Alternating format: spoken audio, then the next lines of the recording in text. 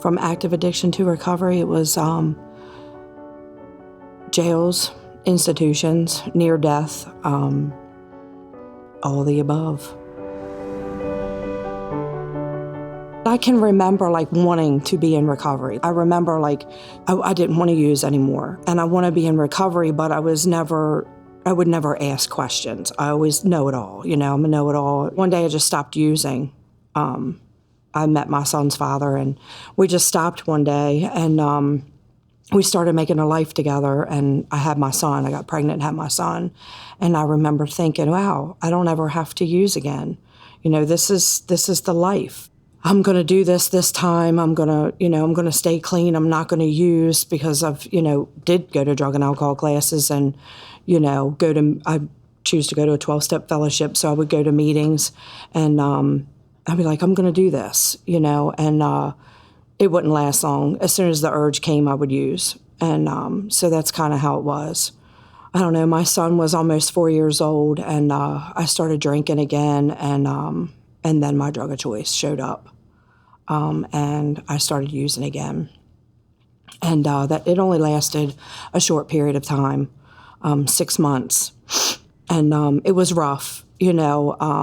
My son's father had never seen that side of me. It had been a really long time, because I stayed abstinent, but not, I wasn't working on anything, and so it was rough on everybody. I'm not a nice person when I'm using. So bottom line, what happened was my son's father said, you need to get clean, you need to do something, or you need to leave, and you're not taking our son with you.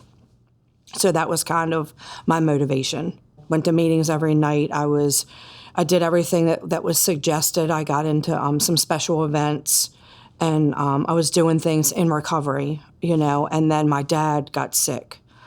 So I had kind of to myself made a commitment to myself that I was never going to use again. And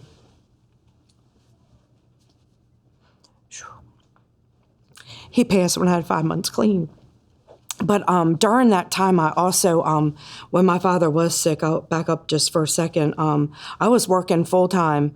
I was going to meetings. I was showing up for other people and my son, so I did have a great support system with my son's father and his family.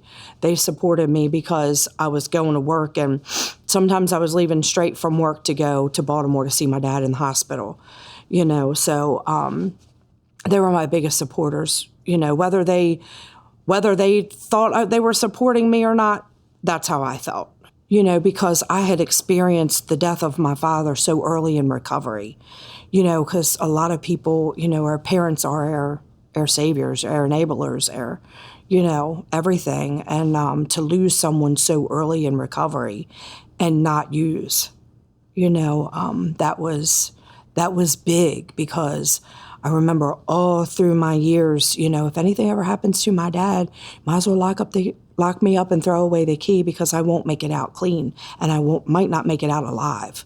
And that didn't happen. So it's I've been able to help other people through the death of a family member. Laid off. I've been laid off multiple situations early on that I handled and I didn't use over. I utilized my support group, and so early on in my recovery, I was able to give back. I've had a lot of active addiction in my immediate family, and right now everybody's doing well, and I have a good job. I have the job I've always wanted. Challenging can be challenging, but I'm always up for a challenge. So I'm peaceful. Life is peaceful right now. My name is Melanie, and I'm thankful every day for my recovery, and I will not be stopped by the stigma of addiction.